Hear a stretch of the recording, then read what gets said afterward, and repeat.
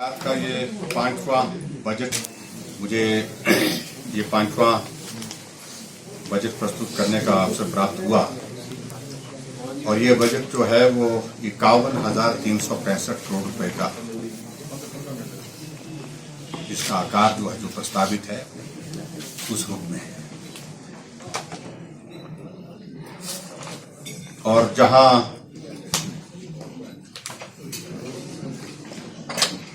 Covid की सारी परिस्थितियों के कारण पूरे विश्व की इकोनॉमी प्रभावित हुई, देश की और प्रदेश की भी प्रभावित हुई, तो बहुत बड़ा संकट हमारे सामने था। उस दृष्टि से कि आदमी के जीवन को भी बचाया जाए और दूसरी तरफ विकास के कार्य को भी चलाया जाए। संभवतः ये दौर किसी मुख्यमंत्री के जीवन काल में नहीं था। उससे पहले बहुत कुछ उससे सीखा भी, और लेकिन बहुत सारी चुनौतियों के सामना करते हुए यहाँ तक पहुंचे।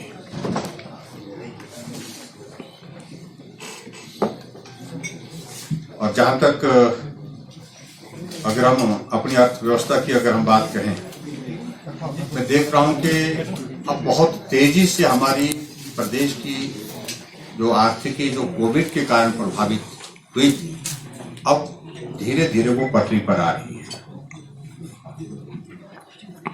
2021-22 में प्रदेश की अर्थव्यवस्था में 8.3% की वृद्धि होने की संभावना है और उम्मीद करते हैं कि आने वाले समय में और ज्यादा इसमें सुधार होगा।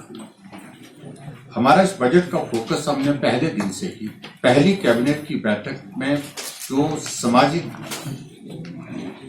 सुरक्षा की दृष्टि से कुछ चीजों को करने का कुछ हमने जो प्रयास किया है, उसमें बहुत बड़ा जो है बजट का हिस्सा उसमें हमने जो है वो समर्पित किया है। और सबसे बड़ी बात तो यह है कि 60 साल की आयु के ऊपर सभी को अब आय सीमा में छूट के साथ पेंशन का प्रावधान करने का हमने इस बजट में, पहले जो है वो 450 करोड़ रुपए खर्च करते थे और आज वो पेंशन यानी सामाजिक सुरक्षा पेंशन पर हम 1300 करोड़ रुपए खर्च करते हैं। जो गरीब है, जो पिछड़ा है, जिसको सही मायने में मदद की जरूरत है, उसको हमने फोकस करके किया है। और जहां गरीब वहां हम, इस बात को हमने सुनिश्चित किया है। दूसरी बात में ये भी मैं कहना चाहूंगा, जो नए इनिशिएटिव्स हमने लिए, हमने किसी भी इनिशिएटिव को जो लिया उस इनिशिएटिव को एक मुकाम तक पहुंचाया। अगर हमने ये तय किया गृहिणी सुविधा योजना के माध्यम से कि हर एक घर में गैस का चूल्हा पहुंचना चाहिए, तो उस लक्ष्य को हासिल करके चुना है।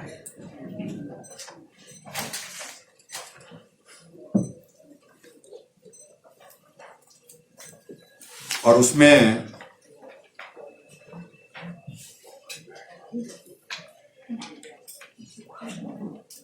हमने लगभग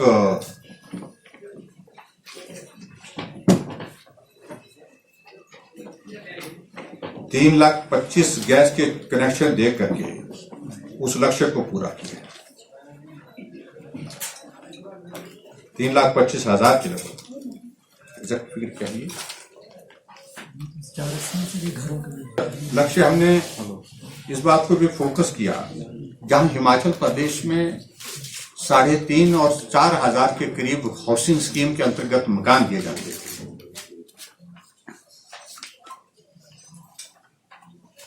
वहां हमने अब की बार 22-23 में जो है वो 13,000 आवास जो है वो देने का हमने एक लक्ष्य निर्धारित किया है। हम कई गुना उससे ज्यादा बढ़े।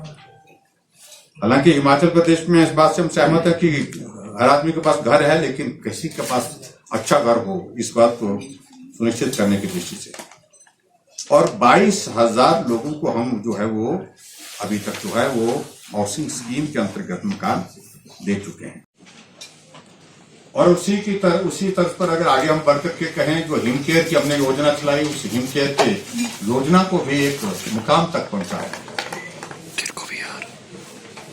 और उस हिम केयर की योजना को पूरे हिमाचल प्रदेश में लागू करते हुए मुझे इस बात की प्रसन्नता है कि 200 करोड़ से ज्यादा हम अभी तक उसमें खर्च कर चुके हैं। और उसके साथ साथ में 2 लाख से ज्यादा 2,20,000 के करीब जो लोगों का मुफ्त में इलाज करने में हम उसमें कामयाब हुए, और ये भी गरीबों के लिए समर्पित है।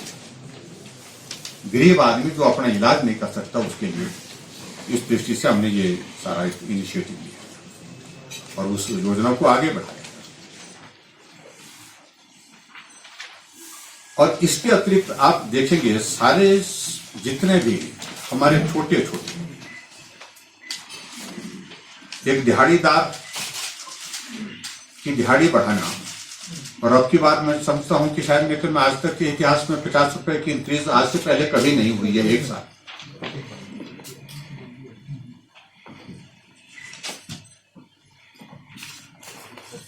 और जिसके कारण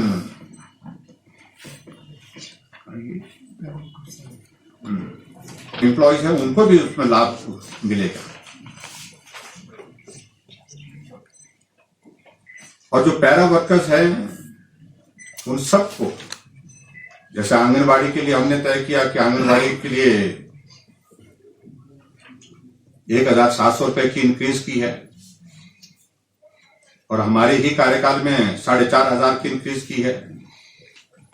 आशा वर्कर के लिए 1,825 रुपए की इंक्रीज की है, ये भी उनके इसमें जो है सबसे बड़ी इंक्रीज आज तक के इसमें है। और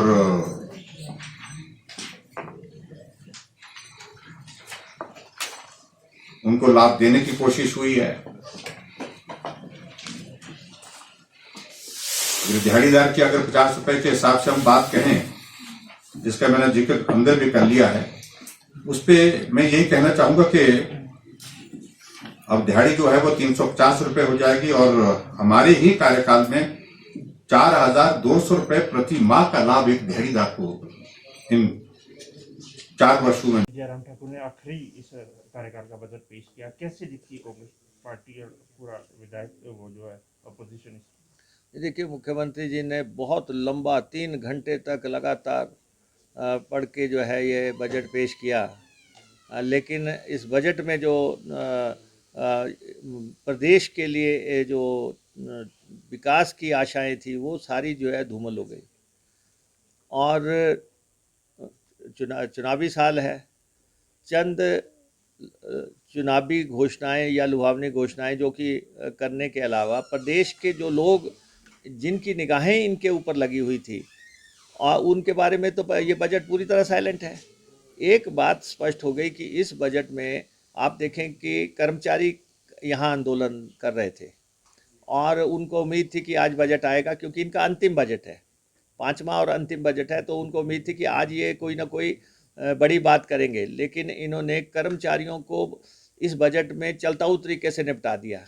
उनके 2 मेजर मसले जो है, एक ओपीएस का मसला और दूसरा जो है वेतन आयोग वेतनमान का मसला, जो कि इम्प्लीमेंट होना है प्रदेश में, जिसमें कि कंडीशंस वगैरह को लेके जो है राइटर्स वगैरह को लेके मसले थे।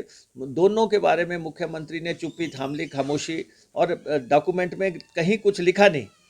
और इसलिए जो है कल कर्मचारी आए थे, उन पे पानी की बौछारें हुई, उन पे डंडे चलाए, उनको रात में यहाँ से खदेड़ा गया, भूखे प्यासे वो आए थे, बात तक मुख्यमंत्री ने नहीं की, वहाँ तक मुख्यमंत्री गए भी नहीं। तो आज सबसे निराश जो है हिमाचल प्रदेश का कर्मचारी होगा, कि जिनको ये उम्मीदें थी यहाँ पे कि मुख्यमंत्री कर्मचारियों से जुड़े कोई बहुत बड़े फैसले करेंगे हैं, तो इसलिए यहाँ पे ओपीएस की बात नहीं हुई। सेकेंडली, आउटसोर्स कर्मचारियों के लिए ये था कि शायद उनकी सेवाओं के सरकारीकरण को लेके कोई नीति निकालते, लेकिन इन्होंने उनका जो है फिक्स्ड सैलरी पे जो है वो भी ठेकेदार के पास ही सर्विस रहे। वही बात की करुणामूलक आधार पे कर्मचारियों की कब से मांग चल रही है, उसको जो है एक मुश्त नौकरी पे लेने की कोई बात यहाँ पे इन्होंने रखी नहीं है। और एसएमसी वालों को थोड़ा सा मानदेय बढ़ा के उनको रेगुलर करने, किसी वर्ग को रेगुलर या नियमित करने की कोशिश नहीं की गई ताकि कोई समस्या रिड्रेस हो। कर्मचारियों के मसले क्या है कि उनको ठेके पे रखते जा रहे हैं, चोर दरवाजों से रखते जा रहे हैं, उनको सरकारी सेवा में लेने, उनको नियमित करने का कोई रास्ता, कोई विकल्प जो है देखा जाए तो ये कुछ नहीं है। तो इसलिए आज जो है कर्मचारी निराश हैं। निराशा की आज 14 लाख बेरोजगार हो गए। आपने देखा कि बेरोजगारों के लिए लेके कोई ठोस सोच ही नहीं है सरकार में। सिर्फ यही है, आज का बजट भी इंडिकेट कर रहा है कि चोर दरवाजे से भर्तियां करो, अपने कुछ चहेतों को अगर 5-6 महीने में ठोक सकते हैं तो ठोक लो, अदरवाइज कुछ नहीं है। 30,000 नौकरी लिख दी है, ना कोई उनकी भर्ती का तरीका, ना कोई क्या होगा है, कोई मंशा नहीं। पिछले बजट में भी 30,000 नौकरी लिख दी थी, इसमें भी लिख दी। लिखने में क्या जाता है, क्योंकि अब 6 महीने में आपने भर्ती क्या करनी, रेगुलर भर्ती आप कर ही नहीं सकते थे 6 महीने में, क्योंकि उसमें तो समय लगता है पब्लिक सर्विस कमीशन की भर्ती में और सबॉर्डिनेट सिलेक्शन कमीशन की भर्ती में। सिर्फ चोर दरवाजा ही एक इनके लिए उत्तम सहारा है। और उसके बाद आपने महंगाई को लेके कुछ नहीं किया। लोगों की निगाहें लगी थी कि महंगाई को लेके आप कोई रोड मैप देंगे, कोई मास्टर प्लान देंगे, कोई बात महंगाई को लेके नहीं, कोई अनुदान को लेके नहीं, राशन पे कोई योजना को लेके कोई बात नहीं। आप सिर्फ सस्ती लोकप्रियता के चक्कर में या अपनी पीठ थपथपा रहे हैं। और ये हर बजट में होता है, जब भी कोई बजट आता है उसमें मानदेय बढ़ते हैं। तो इन्होंने चुनावी वर्ष को देखते हुए जो है मानदेय बढ़ाने की कोशिश की है कि पेंशन जो है 60 साल तक लाना, या जो है आंगनबाड़ी वाले को रियायतें देना या दूसरे वर्गों को रियायतें देना। ये हर वर्ग में होता है कि अब 3 सिलेंडर की बात कर रहे हैं। अरे भाई, जब सिलेंडर 1,000 रुपये का मिलेगा तो बाकी सिलेंडर कहाँ से आएंगे? आपको जो है कोई सब्सिडी का ऐलान करते, कोई पैकेज का ऐलान करते, कोई सिलेंडर 500 रुपये का मिलेगा, कोई ऐसी बात करते। ऐसी तो कोई बात हुई नहीं। ना ही तेल सस्ता करने की आपने बात की। और जो प्रदेश के जो मुद्दे थे, जो इनसे हल ही नहीं हुए, जयराम जी से जो मुद्दे 65,000 करोड़ के नेशनल हाईवे, वो हल ही नहीं हुआ। आखिरी साल भी आ गया और 69 नेशनल हाईवे बनाने थे, वो बात ही नहीं हुई। जो हवाई पट्टियां बनानी थी, इवन अपनी मंडी की हवाई पट्टी को भी अभी तकनीकी सैंक्शंस तक की सीमित करके वो उसी में सिमट गए। और कोई और दूसरी हवाई पट्टी आपसे नहीं बनी। रेल लाइनों का मसला था, वो आपसे निपटा नहीं। अभी भी आपने किसी को मैचिंग ग्रांट किसी रेल लाइन को देने की कोई बात नहीं की है। तो और जो है 4 लेन्स को लेके भी मसला वहीं पे अटका पड़ा है। तो ये जो सारे मसले जो लटके थे वो वहीं लटके रह गए। और जो बजट जो है एक और घाटे का बजट पेश हो गया। अब कितना झूठ आप बोलोगे? झूठ ही नहीं, महाझूठ फैलाते जा रहे हो। आपने पिछला जो बजट है उसमें -6.2 की ग्रोथ रेट दिखाई थी कि आपका नेगेटिव ग्रोथ थी। इस दफ़ा आपने कह दिया कि हमारी 8 पॉइंट समथिंग ग्रोथ हो गई। इसका मतलब आप 15% की छलांग मार रहे हैं। प्रदेश में ऐसा क्या कहीं पे कुछ ऐसा दिख रहा है कि कोई ऐसी बात हुई है? कोई मसला ऐसा नहीं है। ये सब आंकड़ों का फरेबबाजी है, फर्जीवाड़ा है। और इसलिए जब हम झूठ बोलते हैं तभी इनको ये फिर जो है ऑब्जेक्ट करते हैं।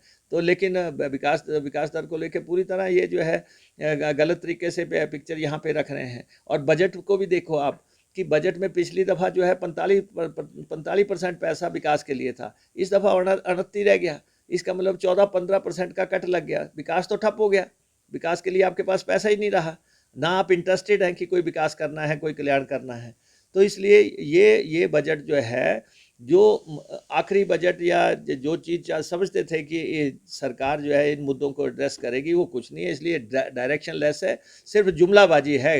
जुमलों पे खेल हो रहा है कि कुछ वर्गों को रियायतों से ज़्यादा इस बजट में कोई भी ठोस सोच हिमाचल के विकास की या हिमाचल को शिखर पे पहुंचाने का जो इनका नारा है, हिमाचल व शिखर पर हिमाचल, ये है सिफर पर हिमाचल बनाने का बजट। कहा कि इनका आर्थिक सर्वेक्षण आंकड़ों की बाजीगिरी है और ये बिल्कुल जो है झूठ का एक पुलिंदा।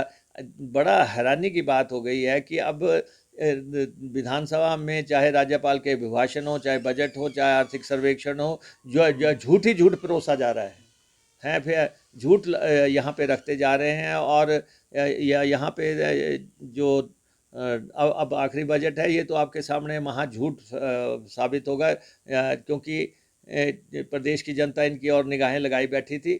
खास तौर पे कर्मचारी, खास तौर पे बेरोजगार, आम जनता, महंगाई को लेके वो सारे मसले धरे के धरे रह गए। मुख्यमंत्री ने उनमें इंटरेस्ट ही नहीं दिखाया, स्वाय की एक एक्सरसाइज करके कि किस वर्ग को थोड़ा पैसा बढ़ा सकते हैं, वो 2-4-5 वर्गों के पैसे बढ़ाने के स्वाय ये कोई बजट नहीं है। ये बजट में जो लोगों की उम्मीदें हैं वो आज धराशायी हो गई है। निराशा की आज 14 लाख बेरोजगार हो गए। आपने देखा कि बेरोजगारों के लिए लेके कोई ठोस सोच ही नहीं है सरकार में। सिर्फ यही है, आज का बजट भी इंडिकेट कर रहा है कि चोर दरवाजे से भर्तियां करो, अपने कुछ चहेतों को अगर 5-6 महीने में ठोक सकते हैं तो ठोक लो, अदरवाइज कुछ नहीं है। 30,000 नौकरी लिख दी है, ना कोई उनकी भर्ती का तरीका, ना कोई क्या होगा, कोई मंशा नहीं। पिछले बजट में भी 30,000 नौकरी लिख दी थी, इसमें भी लिख दी। लिखने में क्या जाता है, क्योंकि अब 6 महीने में आपने भर्ती क्या करनी, रेगुलर भर्ती आप कर ही नहीं सकते थे 6 महीने में, क्योंकि उसमें तो समय लगता है पब्लिक सर्विस कमीशन की भर्ती में और सबॉर्डिनेट सिलेक्शन कमीशन की भर्ती में। सिर्फ चोर दरवाजा ही एक इनके लिए उत्तम सहारा है। और उसके बाद आपने महंगाई को लेके कुछ नहीं किया। लोगों की निगाहें लगी थी कि महंगाई को लेके आप कोई रोड मैप देंगे, कोई मास्टर प्लान देंगे, कोई बात महंगाई को लेके नहीं, कोई अनुदान को लेके नहीं, राशन पे कोई योजना को लेके कोई बात नहीं। आप सिर्फ सस्ती लोकप्रियता के चक्कर में या अपनी पीठ थपथपा रहे हैं। और ये हर बजट में होता है, जब भी कोई बजट आता है उसमें मानदेय बढ़ते हैं। तो इन्होंने चुनावी वर्ष को देखते हुए जो है मानदेय बढ़ाने की कोशिश की है कि पेंशन जो है 60 साल तक लाना, या जो है आंगनबाड़ी वाले को रियायतें देना या दूसरे वर्गों को रियायतें देना। ये हर वर्ग में होता है कि अब 3 सिलेंडर की बात कर रहे हैं। अरे भाई, जब सिलेंडर 1,000 रुपये का मिलेगा तो बाकी सिलेंडर कहाँ से आएंगे? आपको जो है कोई सब्सिडी का ऐलान करते, कोई पैकेज का ऐलान करते, कोई सिलेंडर 500 रुपये का मिलेगा, कोई ऐसी बात करते। ऐसी तो कोई बात हुई नहीं, ना ही तेल सस्ता करने की आपने बात की। और जो प्रदेश के जो मुद्दे थे, जो इनसे हल ही नहीं हुए, जयराम जी से जो मुद्दे 65,000 करोड़ के नेशनल हाईवे, वो हल ही नहीं हुआ। आखिरी साल भी आ गया और 69 नेशनल हाईवे बनाने थे, वो बात ही नहीं हुई। जो हवाई पट्टियां बनानी थी, इवन अपनी मंडी की हवाई पट्टी को भी अभी तकनीकी सैंक्शंस तक की सीमित करके वो उसी में सिमट गए, और कोई और दूसरी हवाई पट्टी आपसे नहीं बनी। रेल लाइनों का मसला था, वो आपसे निपटा नहीं। अभी भी आपने किसी को मैचिंग ग्रांट किसी रेल लाइन को देने की कोई बात नहीं की है। तो और जो है 4 लेन्स को लेके भी मसला वहीं पे अटका पड़ा है। तो ये जो सारे मसले जो लटके थे वो वहीं लटके रह गए, और जो बजट जो है एक और घाटे का बजट पेश हो गया। अब कितना झूठ आप बोलोगे? झूठ ही नहीं, महा झूठ फैलाते जा रहे हो। आपने पिछला जो बजट है उसमें -6.2 की ग्रोथ रेट दिखाई थी कि आपका नेगेटिव ग्रोथ थी। इस दफ़ा आपने कह दिया कि हमारी 8 पॉइंट समथिंग ग्रोथ हो गई। इसका मतलब आप 15% की छलांग मार रहे हैं प्रदेश में। पुराने समय में जो पिक्चर का समय होता था वो 3 घंटे का होता था, तो मुख्यमंत्री जी का बजट भी आज पूरे 3 घंटे का था। 50,000 कर्मचारी विधानसभा के बाहर धरना दे रहे थे। उनकी पेंशन के बारे में, ओल्ड पेंशन स्कीम के बारे में मुख्यमंत्री जी का महज एक बयान आना कि हम एक कमेटी गठन करेंगे और उस कमेटी का गठन करने के बाद इनके द्वारा देखा जाएगा। आप देखिए बजट में, जो आप पत्रकार बंधु हैं, आप भी हमारे जो विचार है उस जनता की अदालत में पहुंचाते हैं। आपके लिए कोई योजना लेकर नहीं आए, सरकारी कर्मचारियों के लिए कोई योजना लेकर नहीं आए। रोजगार 11 लाख के करीब रोजगार कार्यालय की कतार में खड़े हैं, उनके लिए कोई नीति लेकर नहीं आए।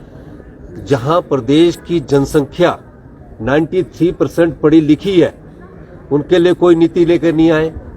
सिर्फ महज हम भी सोचते रहे कि काफी शायरी सीख ली है मुख्यमंत्री जी ने 5 साल में। इस बार के बजट में उन्होंने 11 शेर बोले, वो भी मरे हुए, वो भी शेर में भी जान नहीं थी। तो मैं ये कहना चाहूंगा मुख्यमंत्री महोदय, कुछ देर की खामोशी है, फिर शोर आएगा। तुम्हारा तो उस वक्त आया है, कुछ देर की खामोशी है, फिर शोर आएगा। तुम्हारा तो वक्त आया है, हमारा दौर आएगा। इंतजार कीजिए 6 महीने बाद हिमाचल की जनता जिस तरह आपकी नीतियों से और जो प्रशासनिक अक्षमता है शासन में, उससे दुखी होकर ये जनता बदलाव लाएगी। ये छोटे मोटे लॉलीपॉप हिमाचल की जनता को हर सरकार के समय मिलते रहे हैं, लेकिन आज सबसे बड़ी समस्या जहां हिमाचल प्रदेश में बेरोजगारी की है, पढ़ा लिखा व्यक्ति को रोजगार नहीं मिल रहा है, शराब माफियों से लड़ने के लिए कड़े कानून बनाने के लिए है, ड्रग माफिया से लड़ने के लिए कड़े कानून बनाने के लिए है, खनन माफिया से लड़ने के लिए कड़े कानून बनाने के लिए है। तो इन 4.5 साल में और 5 साल में जो माननीय मुख्यमंत्री जी ने बजट किया वो माफिया राज का से प्रेरित बजट है। उसके मामले में कुछ नहीं कहा गया। हिमाचल प्रदेश की देवभूमि में 7 लोगों की हत्या हो जाती है शराब पीने से, उनके बारे में कुछ कानून नहीं किया गया। ये सिर्फ झुंझुना जो हिमाचल की 70 लाख की जनता को दिखाया गया है।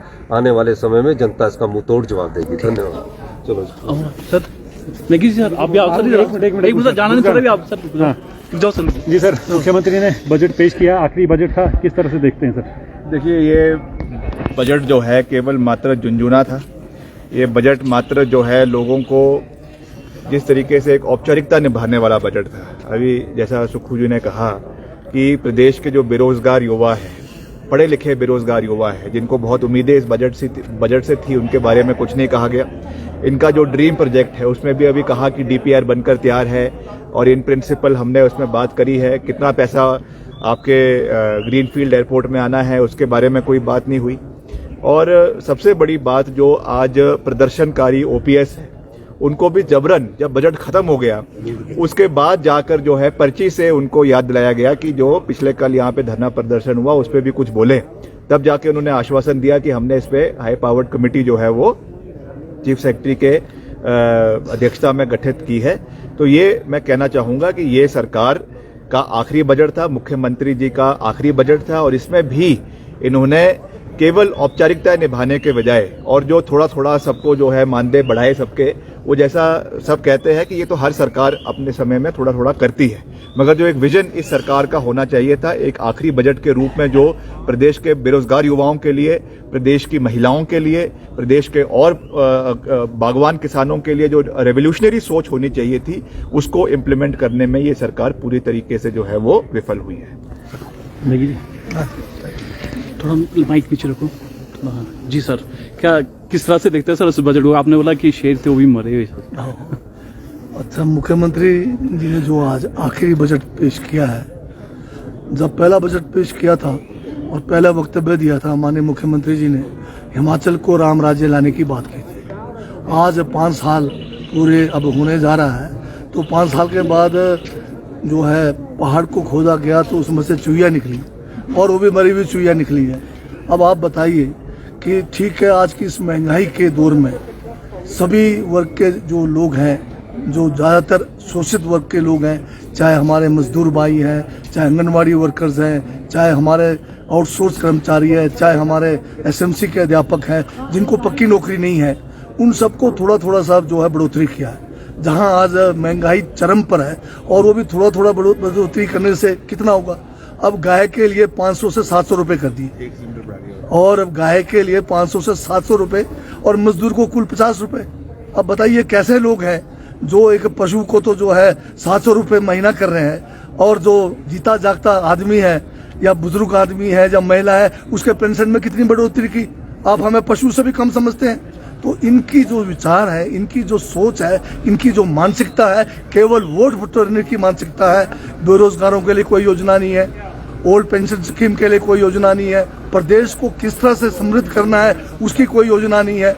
अभी आपने देखा होगा जनजातीय क्षेत्रों के बारे में, और जो हमारा एससी पॉपुलेशन है, हमारा एससी कंपोनेंट प्लान है, जनजातीय उप योजना का नाम बदल के इन्होंने जनजातीय विकास योजना रख दिया है, कार्यक्रम रखा है, और जो हमारा शेड्यूल कास्ट जो कंपोनेंट प्लान है उसका नाम बदल के इन्होंने जो है अनुसूचित जाति जो है विकास कार्यक्रम रखा है। यह पहली बार है हिमाचल के इतिहास में कि बजट बुक के अंदर कितना एलोकेशन जो है जनजातीय क्षेत्रों के लिए है, कितना एससी कंपोनेंट प्लान के लिए, ये नहीं लिखा गया। इसका मतलब इनकी मंशा जो है खराब है, क्योंकि ये पैसा बता नहीं रहे कि कितना एलोकेशन है, पर डिमांड जब आएगा उसमें देना पड़ेगा कि कितना पैसा डिमांड कर रहे हैं। तो इस बजट में क्यों नहीं रखा गया है?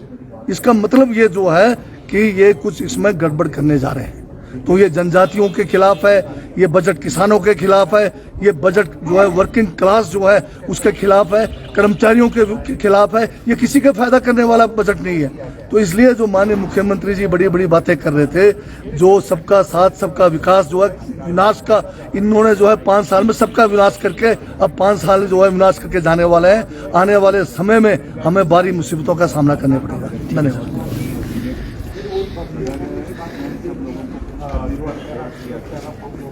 ऐसा क्या